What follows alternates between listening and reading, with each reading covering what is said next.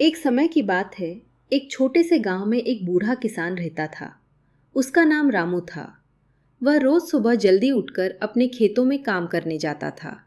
उसके पास दो बड़े मिट्टी के घड़े थे, जिन्हें वह एक लकड़ी की डंडी के दोनों सिरों पर बांधकर कंधे पर उठाता और पास के कुएं से पानी भर कर लाता। लेकिन उन दो घरों में एक फर्क था। एक घड़ा बिल्कुल सही था, मजबूत, बिना किसी दरार के।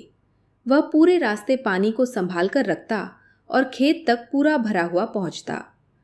दूसरा घड़ा थोड़ा टूटा हुआ था। उसमें एक छोटा सा छेद था। जब भी किसान उसमें पानी भरकर लाता, रास्ते में धीरे धीरे पानी टपकता रहता और खेत तक पहुंचते पहुंचते वह आधा ही रह जाता। हर दिन यही होता रहा। सही घड़े को अपने आप पर बहुत गर्व था। वह सोचता, मैं कितना उपयोगी हूँ, मैं किसान को पूरा पानी देता हूँ। लेकिन टूटा हुआ घड़ा बहुत दुखी रहता। उसे लगता कि वह बेकार है। मैं तो आधा पानी ही पहुँचा पाता हूँ, मैं किसान के किसी काम का नहीं हूँ। एक दिन वह टूटे हुए घड़े से रहा नहीं गया। उसने किसान से कहा, मालिक, मुझे माफ़ कर दीजिए, मैं आपके लिए पूरी तरह काम का नहीं हूँ। मेरे कारण आपका आधा पानी रास्ते में ही गिर जाता है। आप मुझे बदल क्यों नहीं देते? किसान मुस्कुराया। उसने प्यार से कहा, तुम्हें लगता है कि तुम बेकार हो? अच्छा, कल जब हम पानी भरने जाएं तो रास्ते में ध्यान से देखना। अगले दिन किसान दोनों घरों को लेकर कुएं की तरफ चला। लौटते समय टूटे हुए घड़े ने ध्यान से रास्ता देखा। वह हैरान रह गया। जिस तरफ वह लटका हुआ था, उस रास्ते के किनारे किनारे सुंदर फूल खिले हुए थे।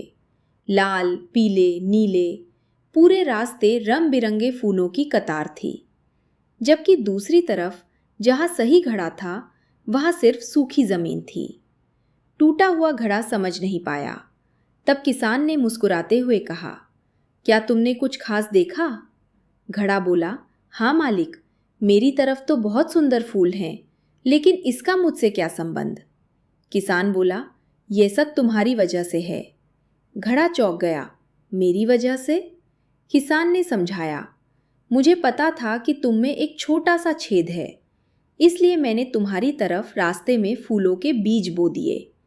हर दिन जब तुम पानी लेकर आते हो, तो रास्ते में जो पानी टपकता है, वही इन बीजों को सींचता है। आज जो ये खूबसूरत फूल खिले हैं, वो तुम्हारी वजह से हैं। टूटा हुआ घड़ा यह सुनकर भावुक हो गया। किसान ने आगे कहा, अगर तुम भी उस दूसरे घड़े की तरह परफेक्ट होते, तो ये फूल कभी नहीं खिलते। तुम्हारी कमी ही किसी और की खूबसूरती बन गई है। अब टूटे हुए घड़े को अपनी कीमत समझ आ गई। वह अब दुखी नहीं था। उसे गर्व था कि वह भले ही पूरा पानी नहीं ला पाता, लेकिन किसी के लिए सुंदरता और खुशी जरूर लाता है। सीख, हम सब में कुछ न कुछ कमी होती है, लेकिन वही कमी हमें खास भी बनाती है।